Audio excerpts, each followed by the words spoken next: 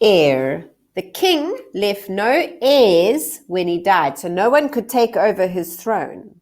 Now, what does heir start with? You think it starts with an e, but it starts with a h. Silent h.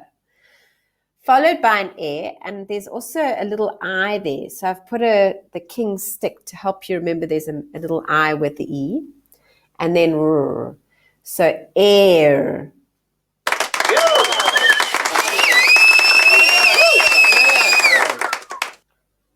So how do you spell heir? H-E-I-R. H-E-I-R. Heir.